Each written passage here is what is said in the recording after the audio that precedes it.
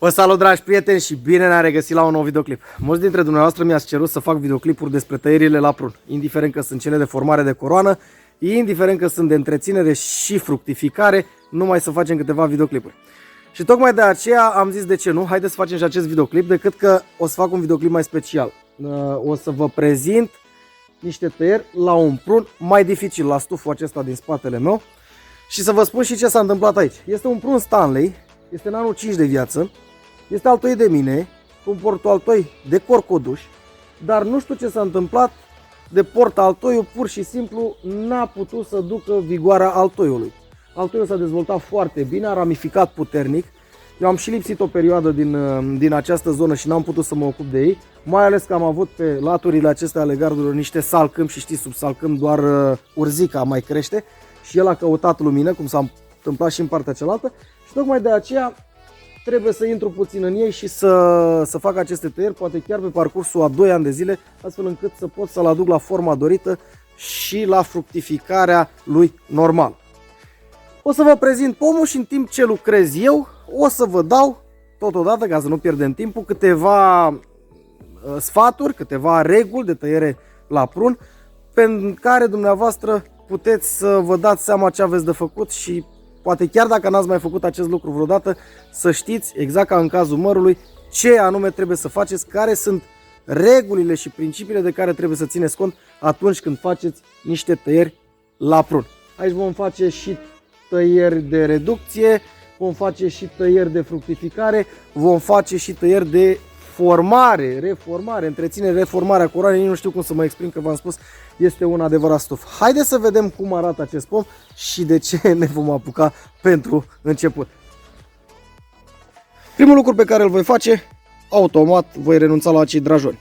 Este o regulă de bază pentru toți pomii. Tot ce drajonează din portaltoi sau de la baza pomului trebuie eliminați. Și după aceea, din cele 4 ramuri principale, o să secționez una, o să renunțăm la una care este mai slabă. Și eu imediat vă arăt și din ce cauză am ales acest lucru, din 2 motive. Unul este pentru că ea se termină undeva brusc și are numai creștere anuale, iar cel de-al doilea motiv pentru care fac acest lucru este să dau mai multă putere celor 3 ramuri care vor rămâne. Și haideți să vedem cum facem acest lucru. Pentru a îndepărta această ramură voi folosi firăstrău. Chiar dacă am o foarfecă pentru ramuri groase, este mai indicat să folosesc firăstrău. Întotdeauna când folosiți firăstrău la tăierile la pomi, folosiți un firăstrău cu paz mărunt. Este mult mai indicat în aceste tăieri.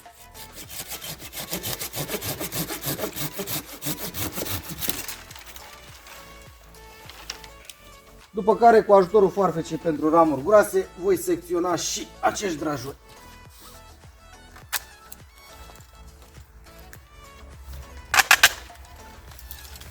În această zonă am o lacomă cu care s-a jucat fetița mea, va trebui să o îndepărtez, dar o voi secționa deasupra unui ochi dormind. Bineînțeles că această secțiune am făcut-o, după cum vedeți, deasupra unui mugure latent.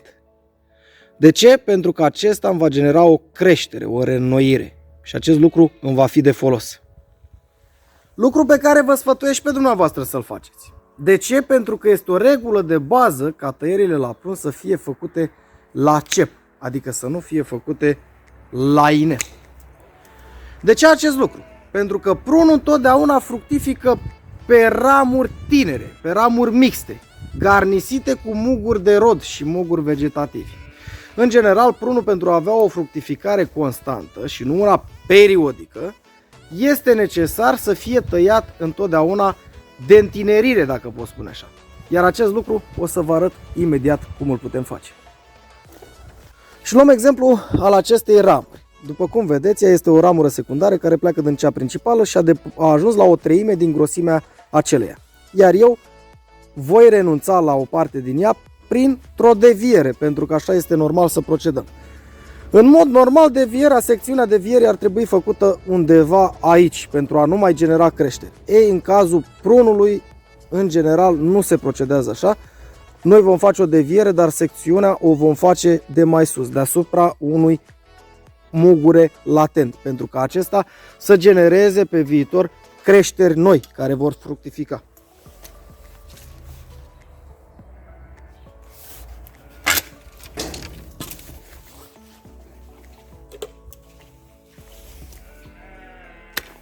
După aceea observ concurența acestor ramuri. Ce fac și în acest caz? Voi mai face o reducție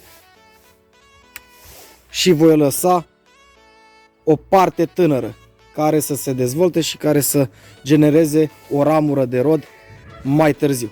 Iar acum, majoritatea dintre noi am avea tendința să scurtăm această ramură mixtă. Da? Să o scurtăm. Nu vom face acest lucru. De ce? Pentru că ea este garnisită pe întreaga ei suprafață cu muguri de rod care vor rodi. Și astfel, cele două soluții. Prima, o scurtez la o treime. Ea va genera creșteri și mai puternice, pentru că asta se întâmplă în cazul prunului. Cu cât tai mai mult și de unde nu trebuie, cu atât el va crește mai puternic. Ce vom face noi? O vom lăsa așa, pentru că ea va produce rod, se va apleca sub greutatea rodului, va tempera dezvoltarea acestei ramuri, anul viitor va garnisi, se va mai dezvolta puțin, va garnisi, va face pinteni sau buchete de rod. Anul viitor din acei pinteni, din acele zmicele, va da alte ramuri de rod și astfel ea va fructifica timp de 3 ani de zile. Iar după 3 ani de zile noi vom veni și o vom secționa. 3-4 ani de zile o vom secționa la cep, o vom forța creșterea astfel încât să avem din nou o ramură tânără garnisită cu muguri de rod. Pentru că prunul așa rodește.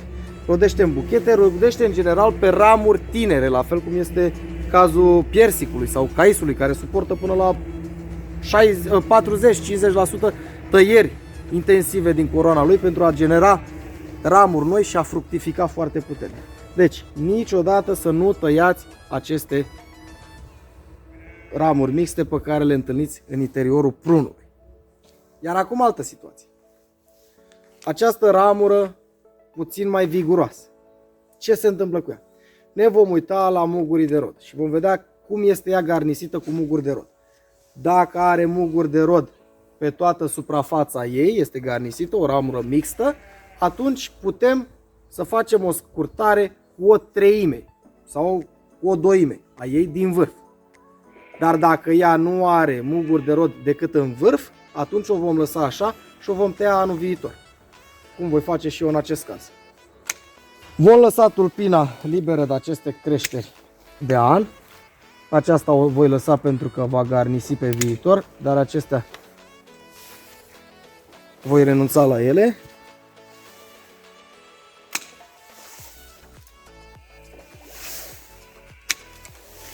Aici, după cum vedeți, am altă problemă. Este o ramură crescută haotic, tot în căutarea luminii. Este orizontală, dar partea vegetativă puternică este în vârful ei, ceea ce o face vulnerabilă la orice intemperii posibile. Chiar dacă i-aș face o reducție la cep și aș lăsa această mlădiță să continue sus, eu consider că în acest caz trebuie să o tai definitiv. Și aici nu o voi mai tăia la cep, o voi tăia la inel, pentru că nu mă interesează să facă altă creștere pe viitor în această parte. Mergem mai departe și ne îndreptăm privirea către această ramură. După cum vedeți, aceasta are în jur de 3 ani, ceea ce mă determină să o tai. La fel și pe aceasta, la fel și pe aceasta. Aceasta îmi face undeva o concurență cu o altă ramură și voi face o scurtare cu o treime, iar această mlădiță o voi lăsa așa pentru că va deveni o ramură de rod.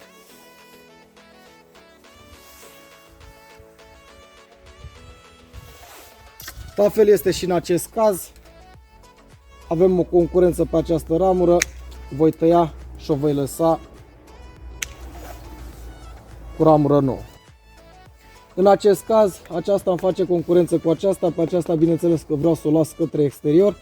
Aceasta îi voi face o scurtare, dar îi voi lăsa o ramură tânără care să fructifice. Acestea sunt semi-uscate și automat va trebui să cadă. pintenii și spinii aceștia pe care îi tai eu sunt uscați. Și să vă spun și de ce am afirmat acest lucru. Mergem către un alt prun, un prun domestic, și să vă explic despre ce este vorba. Vedeți acești țepi care sunt aici? Deci prunul fructifică totodată pe țepi. Exact cum îi vedeți aici. Majoritatea oamenilor au tendința să-i taie cu foarfeca, chiar dacă aceștia nu prezintă niciun fel de mugure. Prezintă doar un mugure vegetativ în vârf. Toată lumea are tendința să-i taie. Ia să vedem dacă putem găsi unul de acea natură. Acesta este un prun gras sălbatic, de fapt de drept e un gras domestic, așa îi spunem noi în această zonă. Este un gras care fructifică în fiecare an. Da, uitați că l-am găsit, despre el este vorba. Toată lumea are tendința ca pe aceștia să-i taie. Lucru total greșit. Nu tăiați niciodată țepii prunului, pentru că aceștia sunt viitoarele ramuri de rod. În acest caz am două ramuri concurente, dar mă uit că la această sarpantă este mult mai puternică și astfel voi renunța la cea după sarpanta mai slabă. Și voi renunța cu o deviere. În acest caz, după cum vedeți, am această lacomă care merge în acea ramură de rod de 2 ani. Pe aceea mai pot să o păstrez încă 1-2 ani, dar pe aceasta, pentru că este o ramură concurentă care calcă pur și simplu pe ea, trebuie să găsesc o soluție, iar atunci cel mai simplu de realizat este să-i fac o scurtare,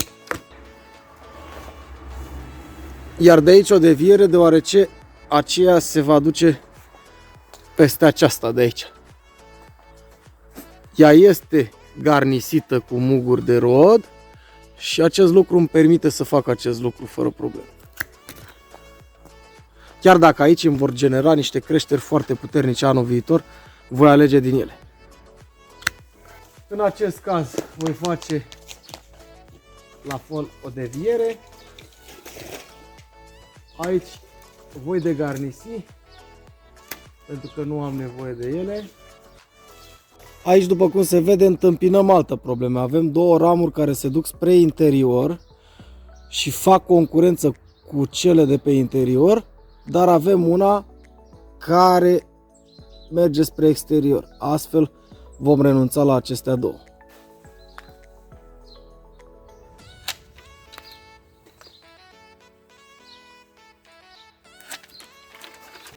În această situație aici am o aglomerare foarte mare.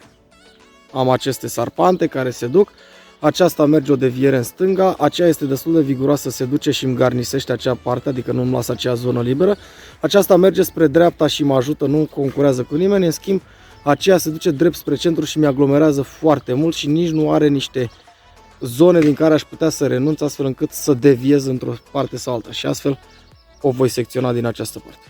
La fel întâmpin niște probleme aici, voi face o reducere la aceasta care merge spre interior și voi mai face o reducere la aceasta de aici.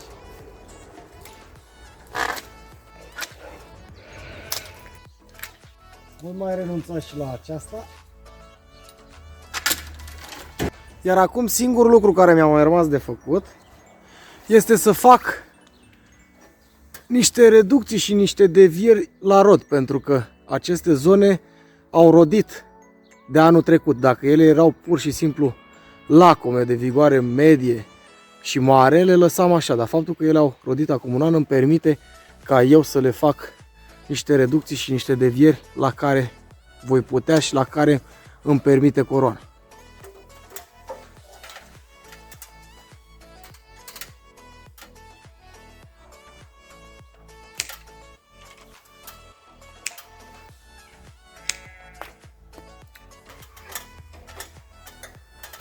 Dragilor, acesta este prunul. Haideți să mai vedem o dată cam ce am reușit să scoatem din el. I-am organizat cât de cât coroana, i-am lăsat ceva rod. Acele lacome, acele mlădițe, v-am explicat de ce le-am lăsat, pentru că lacomele de vigoare mare și de vigoare medie le veți lăsa întotdeauna în pom, pentru că acelea sunt ramurile care produc rod. Prunul întotdeauna fructifică pe ramurile tinere și capacitatea lui maximă pe o ramură este până la al 3-lea an, după care aceea va trebui secționată și întinerită. Tăierile vor trebui să fie făcute la cep, vor trebui lăsați cep pentru a produce, pentru a stimula pomul să crească, să facă creșteri noi, creșteri anuale care la rândul lor vor deveni ramuri de rod. Foarte simplu, anul 1, anul 2, anul 3, al 4-lea an sau al 3-lea an, secționată și stimulată creșterea din nou.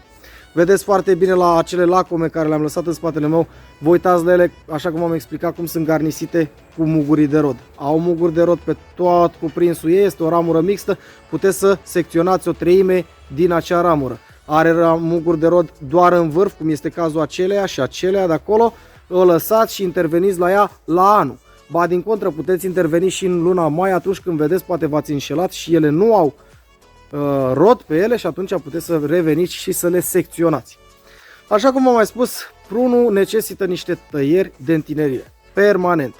Și astfel, dacă dumneavoastră veți respecta aceste reguli, veți avea în fiecare an ramuri de 1 an, ramuri de 2 ani, ramuri de 3 ani și va putea fructifica acel pom în fiecare an. Nu va deveni, așa cum v-am spus, un pom care fructifică periodic.